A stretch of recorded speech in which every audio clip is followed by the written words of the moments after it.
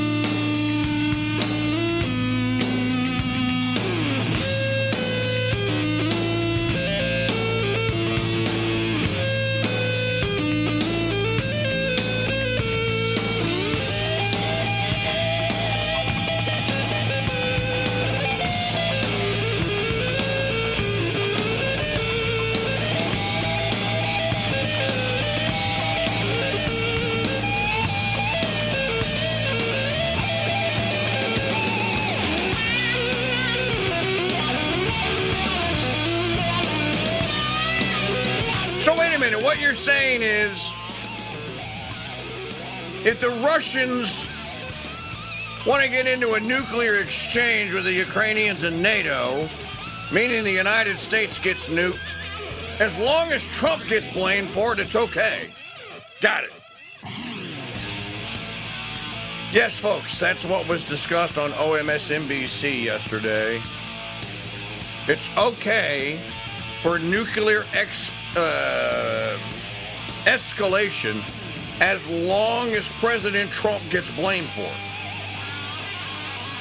We'll talk about it here, folks. Greetings, Mike Church here with you on the Crusade Radio Network, asking the question of the day. What in the wide, wide world of sports is going on here? Well, I'll tell you, these people are nuts. In order to ensure the security and continuing stability, the Republic will be reorganized into the First Galactic Empire. No, you can't. For a safe and secure society.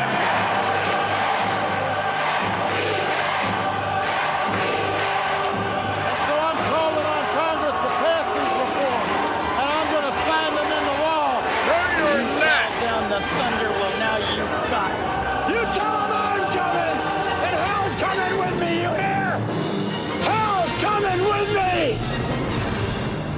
Boy, I tell you, man, I thought I had seen everything in media, but I could not be prepared for the giddiness of talking about a nuclear exchange. So long as Trump gets blamed for it, it's okay. Miniature, please, you're just making that up. It's the thread talking. No, I'm not making it up. Our call-in line telephone number 844-527-8723, 8445 Crusader Stadium chat rooms open at crusadechannel.com/chats. Portion of the program brought to you by the Founders Pass membership service. Subscribe today for a whopping 81.88%. That's an actual number.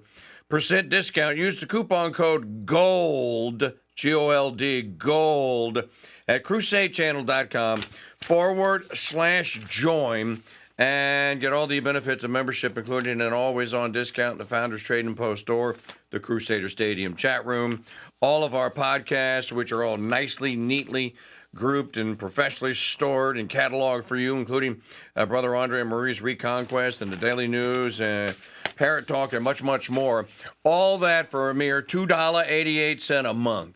Seriously, $2.88 a month. Go to crusadechannel.com/join, coupon code GOLD. This is from Matt Taibbi, who's he's done a lot of reporting. Rolling Stone, for example. He gave testimony on 010621 in front of the Democrats, who yelled at him and called him a liar, even though he used to be one of them, because he wasn't towing the 010621 line. And it wasn't Swalwell. I think it was the most stupid man ever to be in Congress, Raskin, that asked him, "And how long have you been in the media, sir?" And Matt Taibbi goes, 30 years. "So you don't really have a lot of experience, do you, son?" I said 30 years, Congressman. You will speak when spoken to and not before. Here's Matt's headline. I talked about this briefly during the radio broadcast and TV broadcast this morning. Ending the world to own Trump. Ukraine's 18th-month plan to execute Russia's Pearl Harbor leaves humanity at the edge of extinction, and Western analysts are giddy.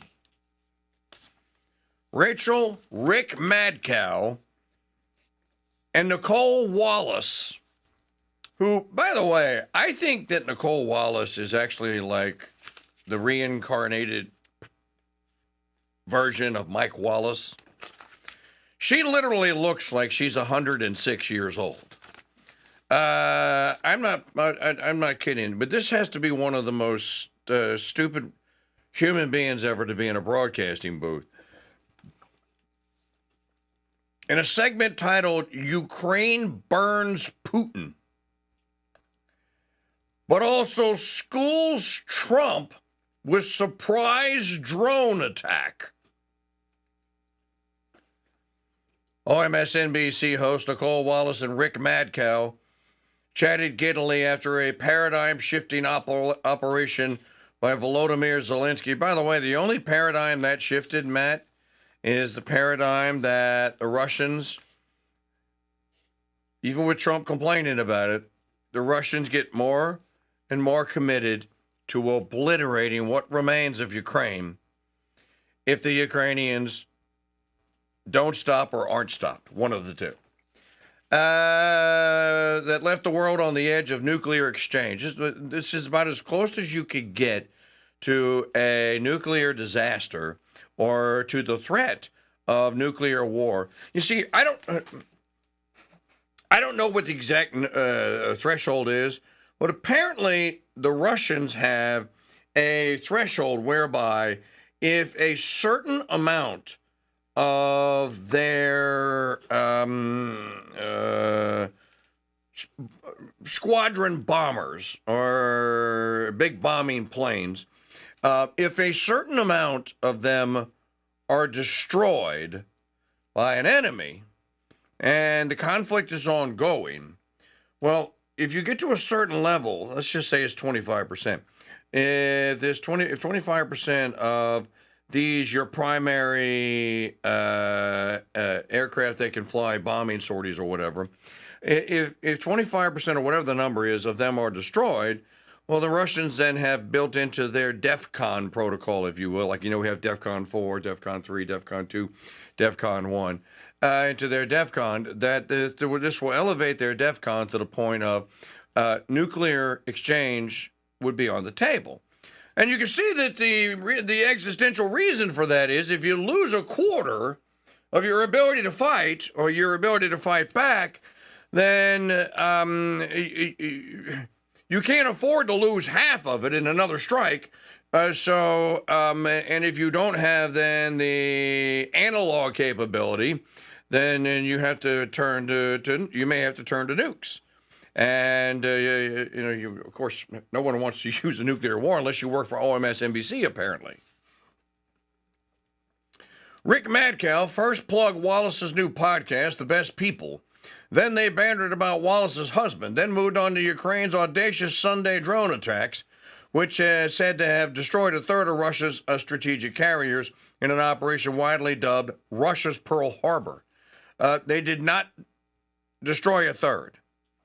So the first estimate was 40%, then it was down to a third, then it's down to 25%. My source in Mordor in the Potomac River tells me that it's actually closer to the actual number of strategic bombers taken out was 4. So first they thought somewhere in the dozens, now it's down to 4. Rick Maddow said, I feel like you're one of my friends who understands how my brain works on this sort of thing, like this incredible war story. What is incredible about this? Driving the Russian bear to the brink of a nuclear exchange is not incredible, it's horrifying. But you see, people that have no regard for human life, they can't conceive of this. Even if the world were set on fire or set ablaze by nuclear weapons, well, that's fine, as long as, we have good ratings that day, and Trump gets blamed for it. Maggie, you actually have the audio. It's not very good in the type. Yeah, but it's not very good either, but like it's an incredible war story about Ukraine's capability and their resilience and stuff. And their creativity in the way that they have just done this, like David versus Goliath. But it also does have international strategic implications for every country in the world. Yeah, but Trump gets blamed, so who cares? Strategic schmapegic, who cares? All-out war. Yeah, all-out war, nukes, whatever. in Russia's position in terms of thinking about its own defense, thinking about its own nuclear deterrence. You have two wisecracking, stupid hens, one who is debatable that it's a hen, laughing about a war that is now, or it possibly was escalating toward the talk of using nuclear warheads. You know, we used to be terrified of this. Used to teach children in schools, to duck and cover under the desk, and people built bomb shelters and what have you. Now we just laugh about it on network news shows.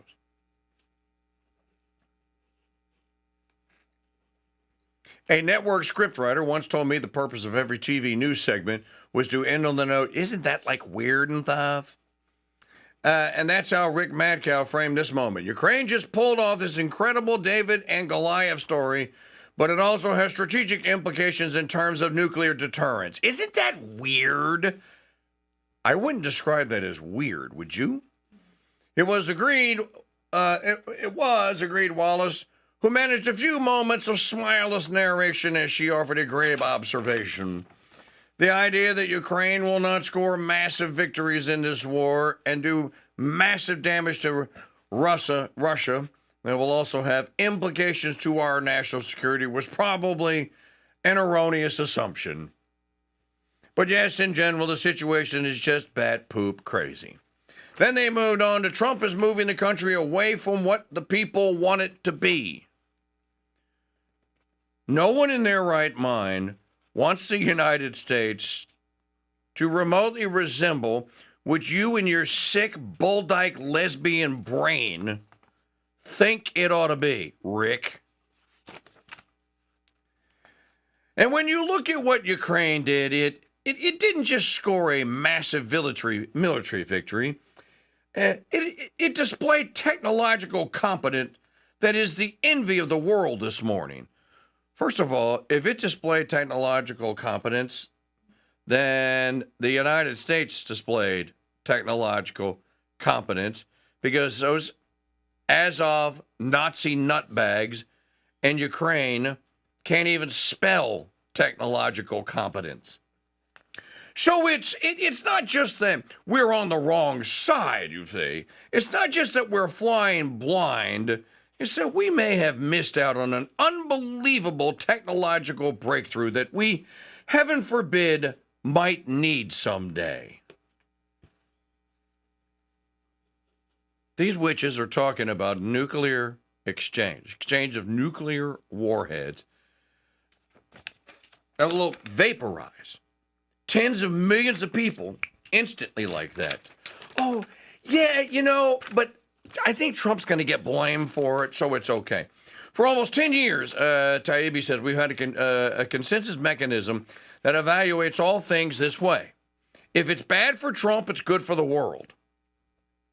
It started with being, disappointed to learn that Robert Mueller didn't find Russian agents in the White House, and progressed to told you so. Tales of 400,000 deaths proving Trump was wrong about COVID. Now we have the best political schadenfreude story ever. Nuclear showdown proves Trump's incompetence, or as Walter Kern put it, ending the world to own Trump. That's an actual headline from an actual piece called Ending the World to Own Trump. The Maddow segment was one of a pile of ebullient, peace-averted responses to Ukraine's Operation Spiderweb, which in any normal era would be covered first as an unprecedented escalation of nuclear tension. Officially now, politicians and media have gone mad, so focused on Trump that they no longer see or acknowledge danger to you, me, and the rest of the human race. The headlines alone are mind-boggling. I talked about this a little bit earlier today, and if you don't know anything about this, it's because your broadcast news media is not going to bring it to you. They're not going to tell you about it because, quite frankly, they don't care. Here, a friend of mine tells me, and he is in the business. He's former special ops and very well connected, and has been a good, reliable source. If I give you something from this source, it's solid. The danger from attacks this weekend on Russia's strategic bases can't be understated.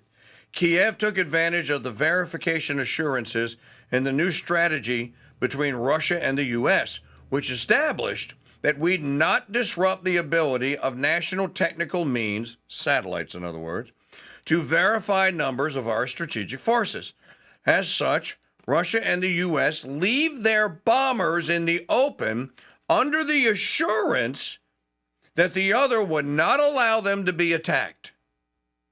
Russia agreed to a ceiling of about 70 strategic bombers. This attack tipped the entire strategic balance by potentially another. He wrote this on Saturday, so again, this has changed. A sub-base was also attacked, which is even more central, and it appears massive explosions rocked Moscow last night.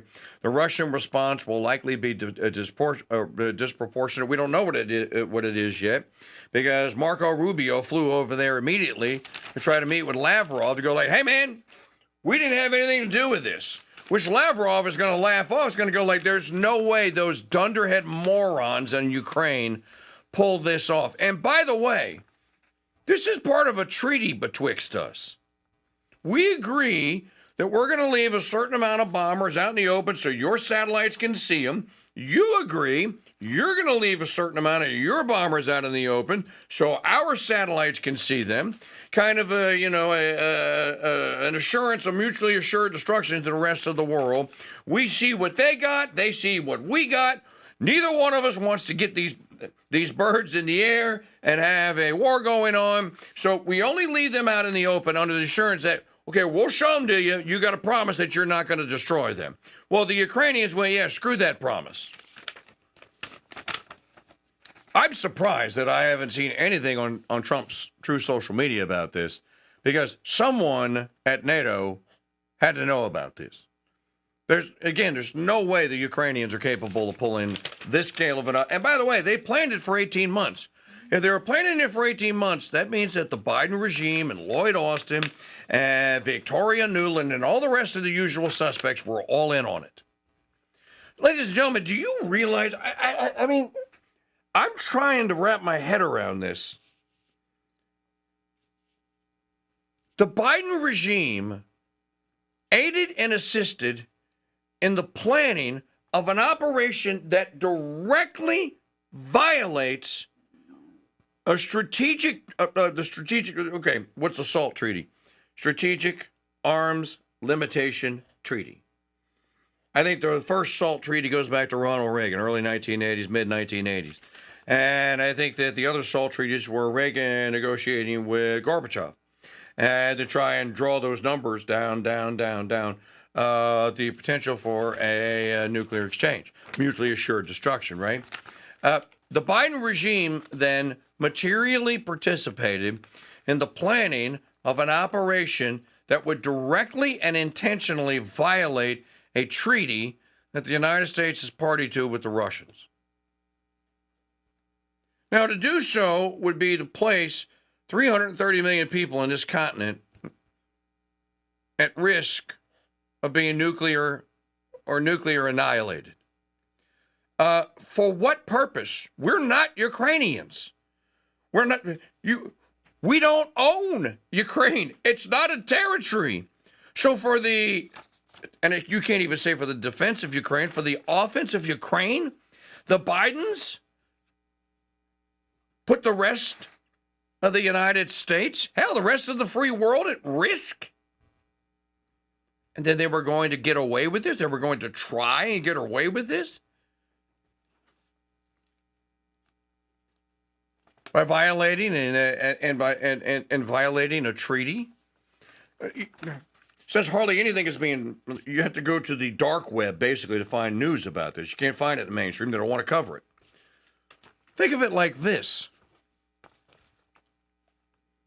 If the Biden regime left this lane there, when Biden leaves and Trump comes in, just like when Obama left and Trump comes in, You're supposed to have your people sit down and talk to their people, and they're supposed to tell you all the top secret thingies that you're working on so that you can make a clean exchange, right?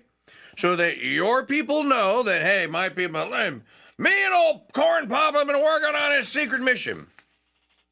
Whatever the case may be. So you would divulge this to be full disclosure. Or either A, there wasn't full disclosure, or B, there was, and it couldn't possibly have been told to Trump because Trump keeps acting surprised that Putin continues to engage in hostile activities in Ukraine. Doesn't this help explain it now? So who's running the operation for the United States in liaison with Ukraine? That ought to be the question. You know, I had stories on this earlier today that, hang on. Oh, it's in my spent pile. These are the ones that I covered earlier.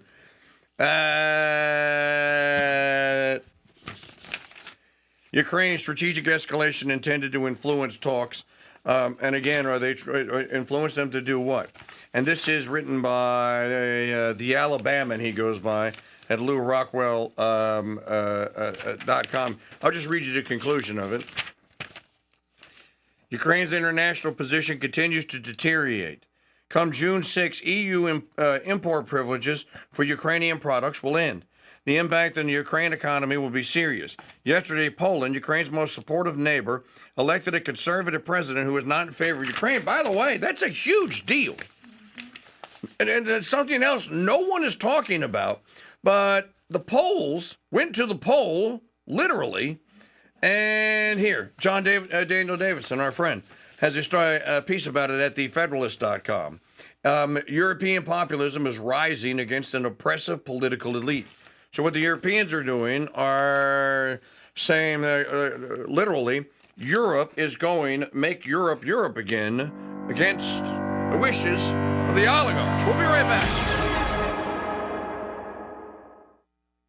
Brother Andre Marie has been your source for best in Catholic philosophy, history, and saints. Catch new episodes of Reconquest Wednesdays at 8 Central on the Crusade Radio Network, our app, and always on crusadechannel.com. This is a pixel. I'm through. If you put a couple of million of these guys together, you can make a sentence on an LED screen. Put a couple of billion of them together, and you can make a whole page. Put 360 billion, and you've got Joseph Pierce's A History of True England. But it doesn't smell like a history of true England, and it burns teeny little holes in your cornea. So, is the pixel really your friend? I'm through. No, Groot, but the Founders Trading Post is your friend. And we have actual books with actual smelly pages. Plus, our little bookstore has everything you'd expect. I'm through. Yep, we got Sacred Heart flags, Groot, but no to the One Tree Hill sappy guitar music. Pick up a copy of Joseph Pierce's True History of England, plus a dozen other Joseph Pierce titles at shop.mychurch.com. Hello, Crusaders. I'm Janet Huxley at the Crusade Radio Network News Desk with your Crusade Crucials for June the 3rd, 2025. This newscast brought to you by Mike Church's Beast and Butt Rub, a rub that's won championships and will help make you a champ in your kitchen or backyard. Check out Mike's recipes and pick up a bottle or 6 today at shop.mikechurch.com. In the market report, all indexes up again, closing up the Dow 0.08%, the S&P 0.41%, NASDAQ climbed 0.67%. In National Day calendar news, today in 1784, the U.S. Army officially established by the Congress of the Confederation. In 1851, the first baseball uniforms are worn by the New York Knickerbockers. They were straw hats, white shirts, and long blue trousers. By 1889, it was the first long-distance electric power transmission line in the U.S. on this day. Today is National Chocolate Macaroon Day, and it's National Egg Day. It's one of the most healthy things you can do for a good source of protein and vitamin D. And our quote of the day, be extraordinary in ordinary things. St. Joseph Morello. And our saints of the day are Saints Charles Luwanga and companions. You're listening to Crusade Radio Network News. You may not believe it, but Bram Stoker's Dracula may be a work of nonfiction. Hear it and other amazing tales on Turley's Believe It or Else, Tuesdays at 9 a.m. Central on the Crusade Radio Network, our app, and always on crusadechannel.com. The Mike Church Show, serving the hard liquor of truth to men who want to get drunk fast. Since 1992.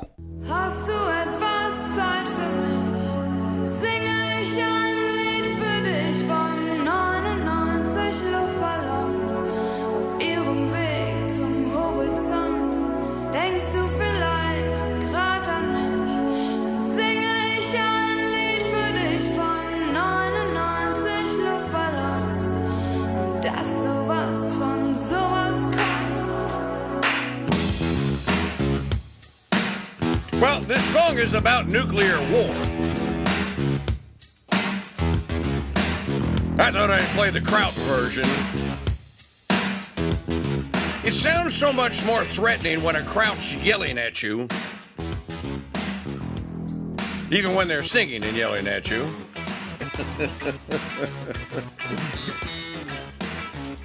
Then when a person is speaking English. Mike Church Show here on the Crusade Radio Network. This is Nina with 99 Luftballon.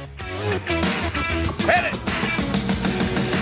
99 Luftballons, ihrem Weg zum Horizont hielt man für UFOs aus dem All. Warum schickte ein General die Fliegerstaffeln hinterher? Alarm zu geben, wenn's so wär. Dabei waren dort am Horizont 99 Luftballons.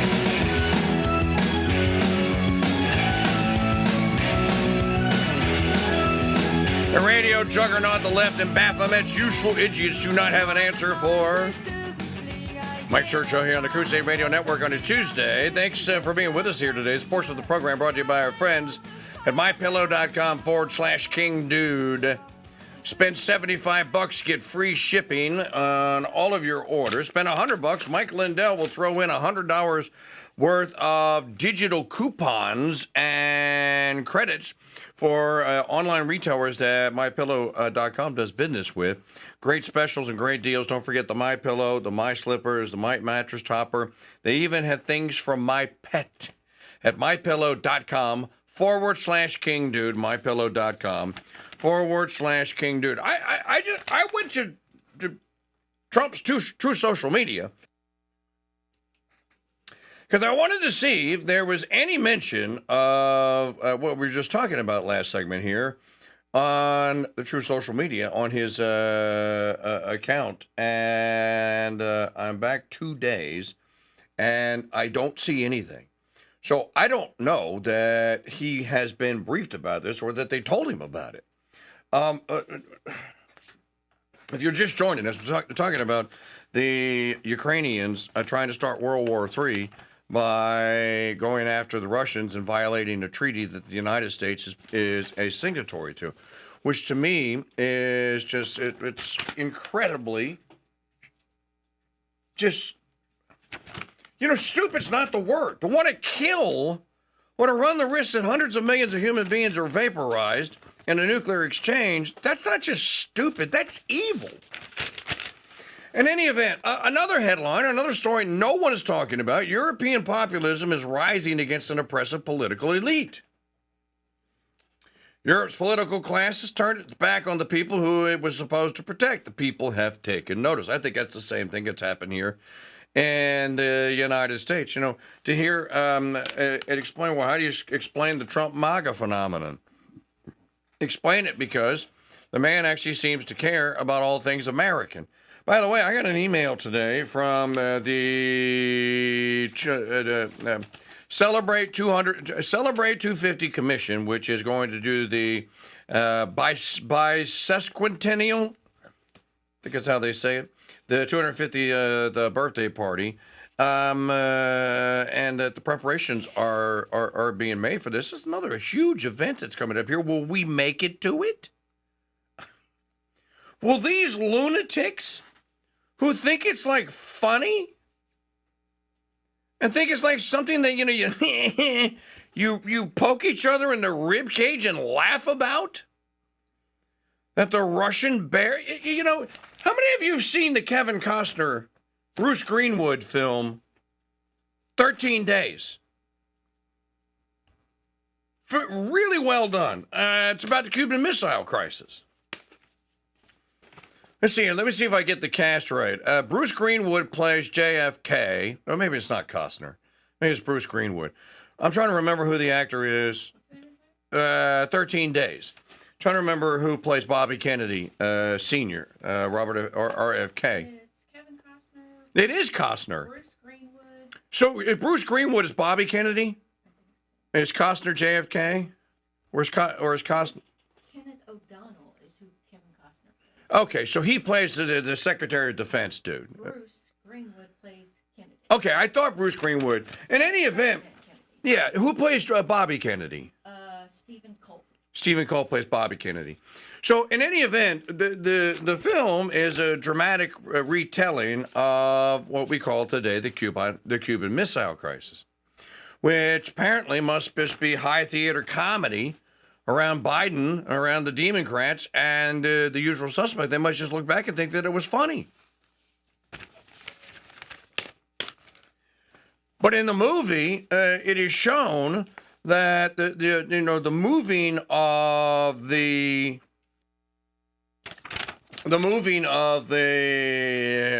missiles. The Russians supposedly moved nuclear warheads into Cuba. The response by the United States and by the Kennedy administration was, okay, so take NATO.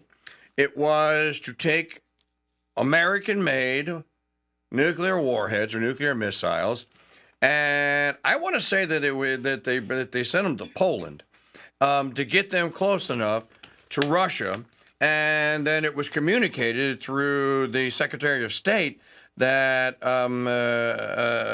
hey, you've got nukes within 200 miles of a major American city. We have nukes now within 200 miles of Moscow. And so the escalation continued. Ultimately, what happened is that both sides quit the micturating contest and said, well, look, here, we'll say that we moved these guys here on the Stratigo board. You say, you Russians, that you moved these guys here. And we'll call it a draw, and we'll drop the whole thing. But we both agree to basically de-escalate and to stand down and go back to DEFCON 4 or whatever the case was. But, you watch that, and you see just how close. I mean, Kennedy was the football dude was there. The guy that carries the cage with the codes was there with JFK in the movie. I mean, they were keeping him, hey, man, don't go anywhere. Yeah, that's right. We had to remove our missiles from Turkey. That's what it was. John, I'm just reading John Daniel Davidson here today about this election that they had in Poland. European populism is rising again, and at how the European, the oligarchs, if you will, are being told, basically, slowly but surely, MAGA fever kind of spreads across the globe. The entire world is sick and tired of left pinko commie liberals. I heard somebody, Maggie, I want to hear this clip again. Will you cue up digital media file number?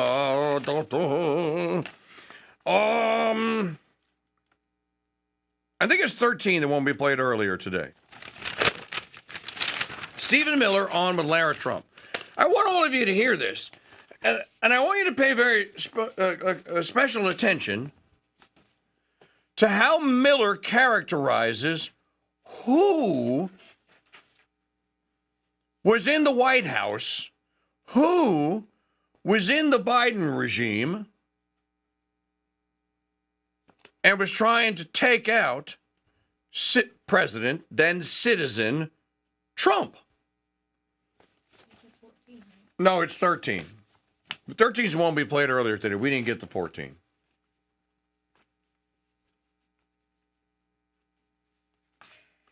Here we go. When President Trump talks about restoring the republic, he means restoring a country in which the fundamental loyalty and allegiance we have is to the American citizen who does everything right. That's why the system has been such a travesty for so long, is that the people who, they work hard in a job that perhaps is thankless, nobody's appreciating them. They earn enough money, barely, to support their family, to take care of their kids, to take care of their loved ones. They follow every rule, they pay every tax no matter how outrageous. And they look around them and everybody else that isn't doing it right is getting rewarded. So the scammers and grifters in Washington, D.C. are getting rich. The illegal aliens are getting rich.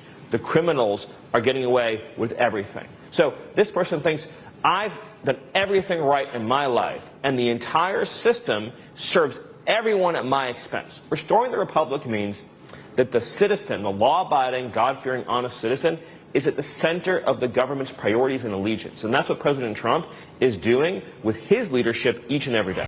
Okay, it's the next one that has the that's a good one, though. And I think that's why so many people are proudly running around. Speaker Gingrich gave the story today on an interview that we watched with him of how this little town in Colorado that he and Callisto were at a year ago, he goes, it's not just a MAGA store. It's a Trump store. He goes, you go in there, it's a Trump store. Maggie, you and I went into one on summer vacation last year. In that little downtown where we were at, remember? And it was, what was the, it was kind of like a little curio jewelry store. No, it had everything for the tourists, the T-shirts and all that. They had a whole Trump section. All right, it's the next clip that I want all of you hear. Pay very close attention to how Stephen Miller, who is lead policy advisor to the president, how does he describe who they just kicked out of the White House? Watch this. Nobody would ever choose to endure the 10 years of communist persecution. Stop that tape! The 10 years of communist persecution. You know, when I first heard that this morning, you can roll the rest of it. When I first heard that this morning, I thought that he was talking about Boris Yeltsin or something. I didn't realize he was talking about Trump. Okay, roll the rest of the tape. Communist. Family, his business associates, and his friends were subjected to. Watching him now be able to outmaneuver the left every single day, be 10 steps ahead of them at all times, just demonstrates how much they miscalculated by coming after him. Because they've now made him far stronger than they could have ever possibly imagined. I've never seen any leader more determined and resolved to do the right thing. Whenever anyone brings him a problem set, he always just says, we need to do what's right for the American people. I don't care what they say about me. I don't care what they do to me. I don't care what I have to endure. We're going to do what's right for the American people, and that's what you're seeing every single day. The first term of President Trump was the most successful presidency that we have ever seen. But the second term is defying even the highest expectations the American people have ever had. I want you to listen to what John Daniel Davidson has to say about the new Polish president, Karol Nawrocki. So it's Karol, Karol, or Carol, Pope John Paul II's birth name, Karol Wojtyła, Nawrocki, who was backed by Trump. He didn't go there and campaign for him, but he did endorse him. Okay, John Daniel. Because Nawrocki campaigned against the mass immigration policy of Brussels while promoting conservative Catholic values and Polish nationalism. During his victory speech on Sunday night, Nawrocki said, and this is a quote now, translated from the Polish, quote, "My Poland is a Poland without illegal migrants." What is going on in this world?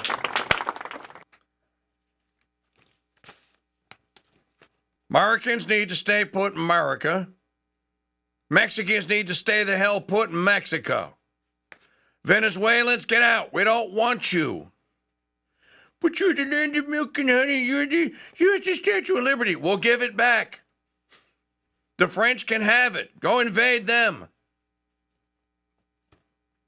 My Poland is a Poland. We'll give it back. Bonjour, c'est Emmanuel Macron.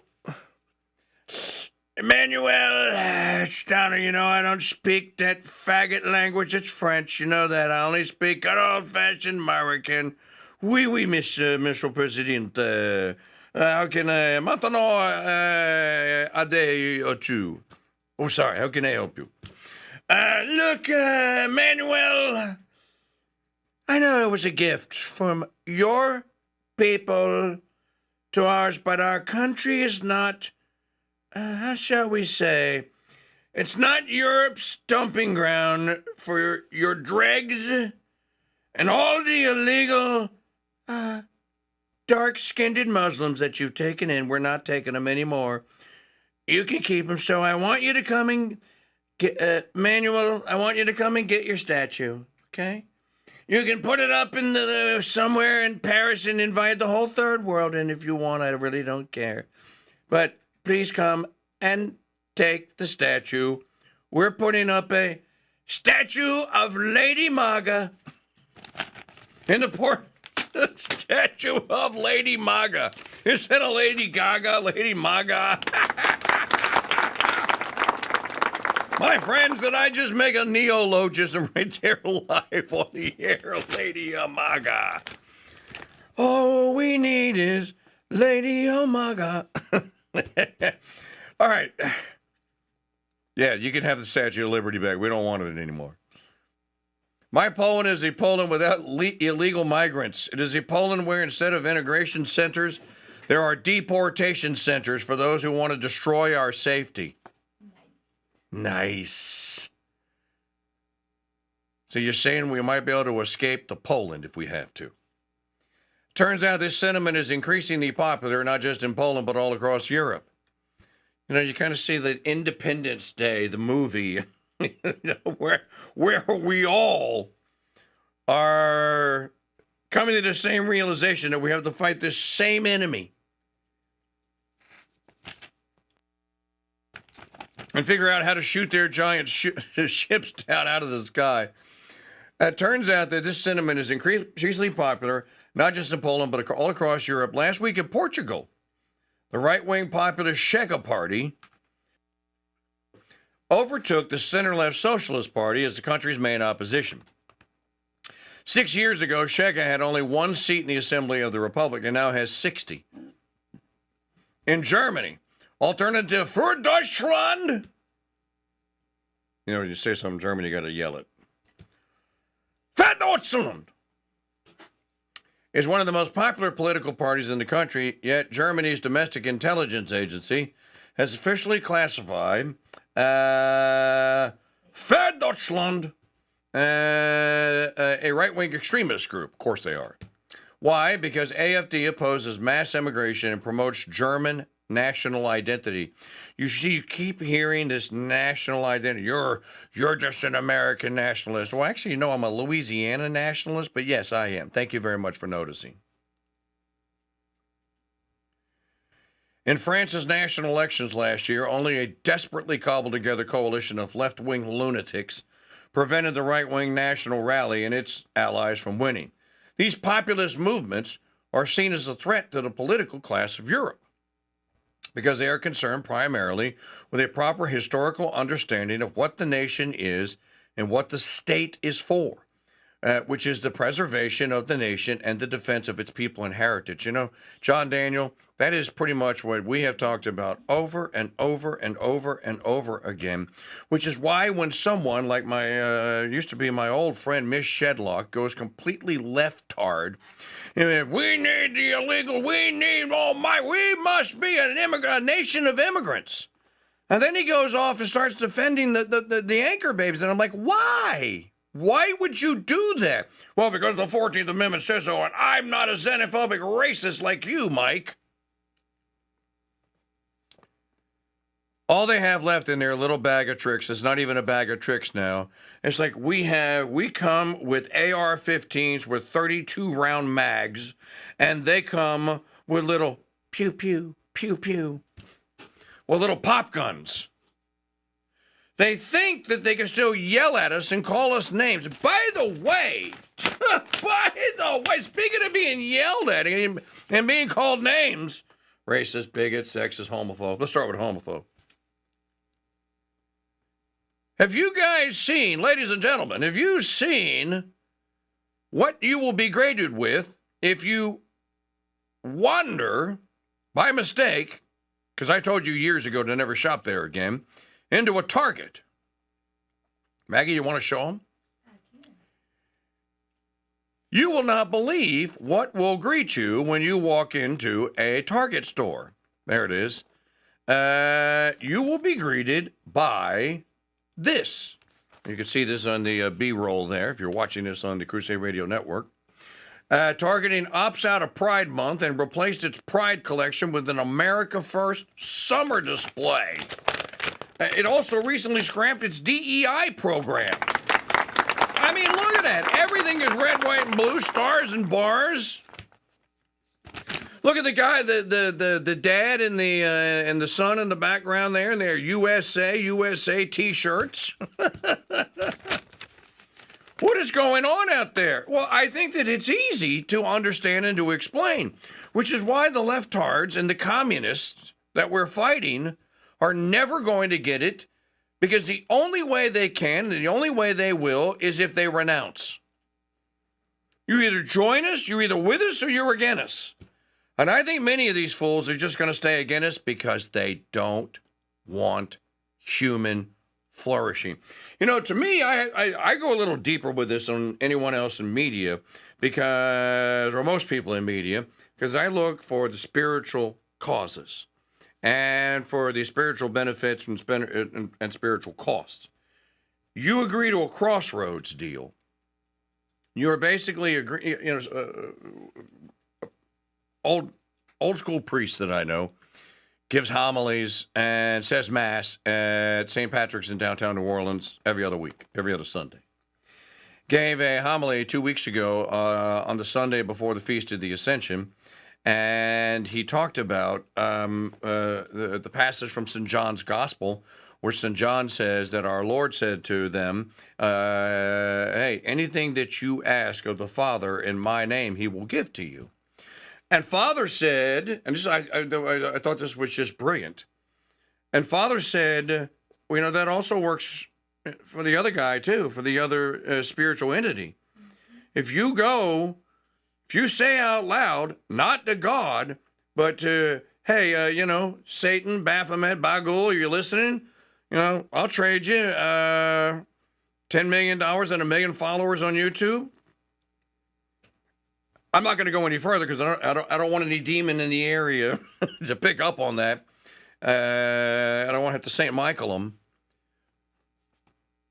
But they will respond, and they will pretend as though they are God. You might think you're talking to God. You're not.